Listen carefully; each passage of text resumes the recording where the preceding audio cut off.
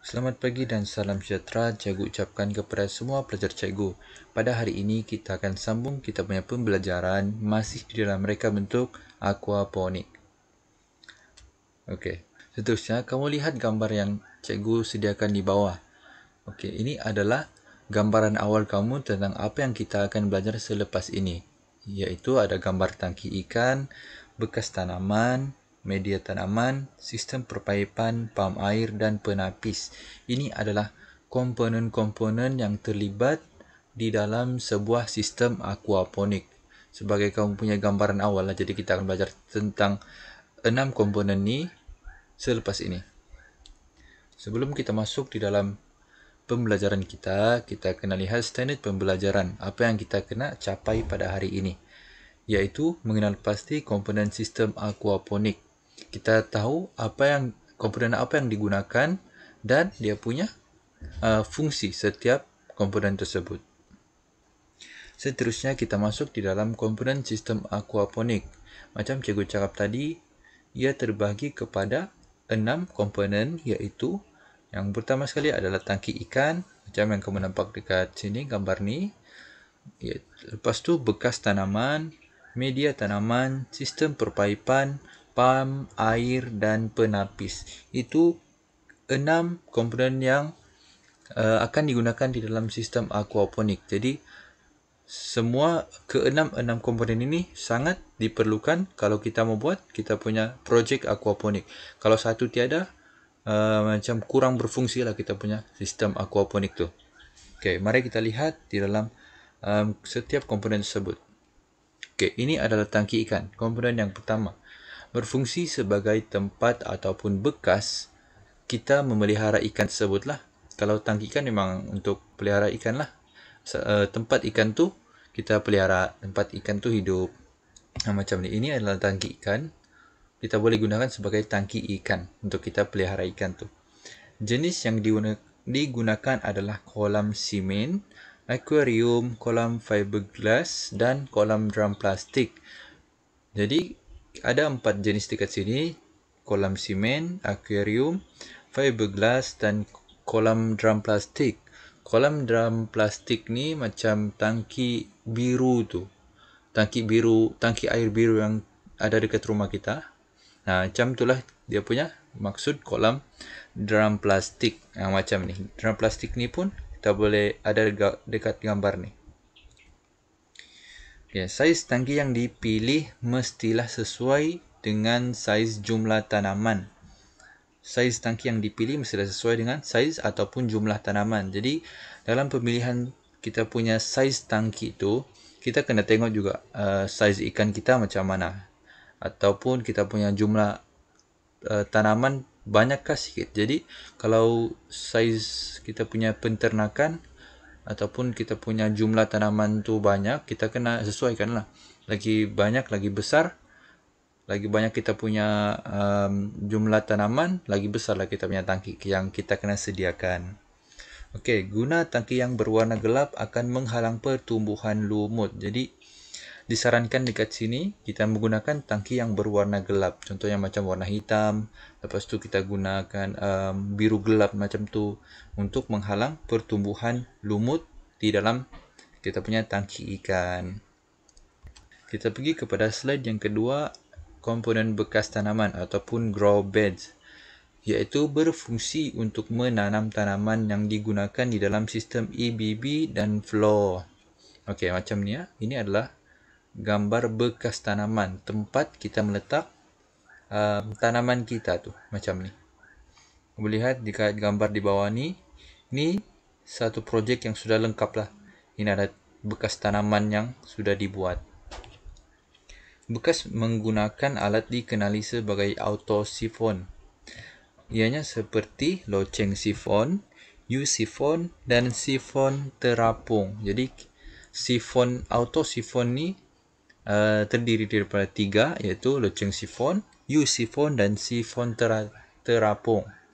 Okey, kenapa sistem RAF tidak menggunakan bekas tanaman? Sebab sistem RAF menggunakan pelampung sahaja untuk apungkan dia punya tanaman. Jadi bekas tanaman ni lebih kepada sistem EBB dan flow. Kita pergi kepada slide yang ketiga, iaitu komponen media tanaman. Berfungsi untuk sebagai pemegang tanaman agar dapat tumbuh. Kita tahu kan media tanaman ni, kita punya tanaman tidak menggunakan tanah tetapi digantikan kepada media tanaman, iaitu seperti kokopit, rockwool, spun, hydroton, perlite, vermiculite. Ini spun ni kita gunakan di dalam sistem rough. Kita apungkan saja kita punya tanaman dan terus akarnya terus kepada air. Memerlukan ruang udara yang baik dan berdaya tahan supaya tanaman lebih subur. Jadi kita memerlukan media tanaman ni untuk tanaman kita menjadi lebih subur. Contohnya seperti sistem EBB dan flow menggunakan pecahan genting, batu kerikil dan arang. Sistem NFT menggunakan rockwool atau kain flannel. Untuk sistem rough pula, kita hanya menggunakan spun untuk apungkan kita punya tanaman di atas air.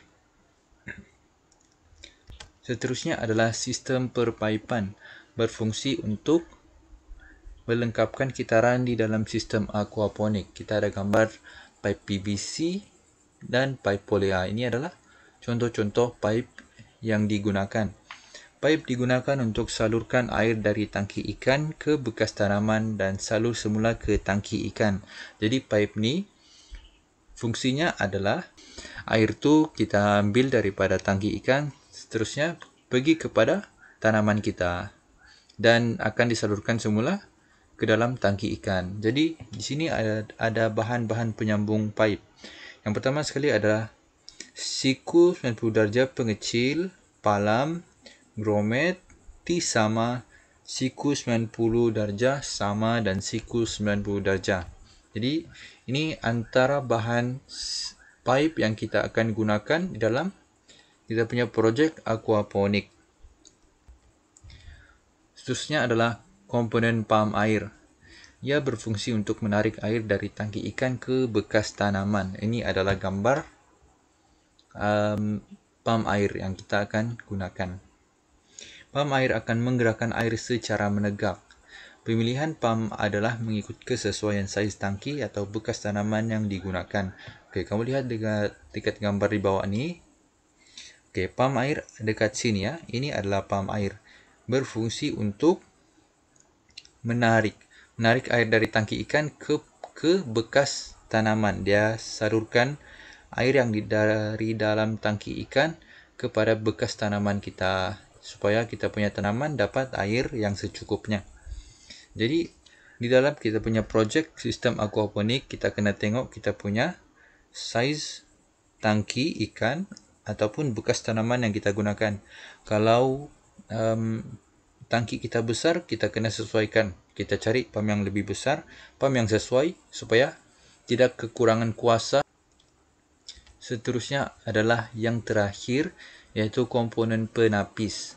Penapis ni terpecah kepada dua, iaitu penapis mekanikal dan penapis biologi. Untuk penapis mekanikal berfungsi untuk menyingkirkan pepejal, manakala penapis biologi untuk menukarkan arah air. Ini adalah gambar penapis, dua jenis penapis. Okay, dekat gambar ni, cikgu ambil contoh sistem EBB dan flow. Jadi, sistem mekanikal, penapis mekanikal, dia akan menapis pepejal. Contohnya macam najis ikan tadi yang belum larut, dia akan menapis pepejal daripada pepejal tu, daripada naik ke atas. Dia akan tapiskan najis ikan daripada naik ke tanaman kita supaya kita punya tanaman subur dan sihatlah. Manakala untuk penapis biologi, ianya dekat sini. Jadi ini adalah penapis biologi lah. Dia akan menukarkan arah air dari ditarik ke atas, dia tukarkan pergi turun ke bawah pula. Itu adalah penapis biologi. Penggunaan penapis dapat menjamin kualiti air yang bersih dan jernih dan elakkan pam daripada tersumbat. Jadi itulah kenapa kita kena ada juga pam mekanikal, sebab dia dapat menapis pepejal, mengelakkan daripada pam kita tersumbat. Okey, seterusnya cikgu mau kamu terapkan satu nilai iaitu keyakinan diri. Cikgu mau kamu yakin dalam menjawab soalan yang cikgu berikan dalam slide cikgu ni dan juga dalam Google Form yang cikgu akan berikan selepas ini. Okey, seterusnya mari kita uji minda. Nyatakan komponen dalam aquaponik. Ini adalah gambar-gambar yang cikgu cakap tadi, ada 6. Yang pertama adalah tangki ikan. Yang kedua adalah bekas tanaman ataupun grow beds. Seterusnya adalah media tanaman yang terpecah kepada 5 tadi. Seterusnya adalah sistem perpaipan. Dan kelima, pam air. Dan yang terakhir adalah penapis air. Jadi ini adalah komponen-komponen yang utama di dalam sistem aquaponik. Sebagai rumusan, pada hari ini kita telah belajar 6 komponen sistem aquaponik dan fungsi-fungsi setiap komponen tersebut. Contohnya seperti tangki ikan ni untuk meletak kita punya ikan, macam bekas tanaman untuk kita punya tanaman, lebih kepada sistem EBB dan flow. Lepas tu media tanaman terpecah kepada 5 tadi. Ada yang kita boleh guna di dalam sistem raft, di dalam sistem EBB dan juga sistem NFT. Jadi ketiga-tiga sistem tu memerlukan media tanaman yang berbeza. Lepas tu sistem perpaipan kita sudah belajar juga tadi. Pipe PVC untuk penyambungan pula kita telah belajar 6 jenis tadi. Seterusnya yang kelima adalah pam air. Kita kena tengok sesuai dia punya saiz tu sesuai atau tidak di dalam kita punya tangki air. Dan yang keenam adalah penapis untuk kita menapis pepejal najis ikan tadi, kotoran-kotoran dari air pergi kepada tanaman.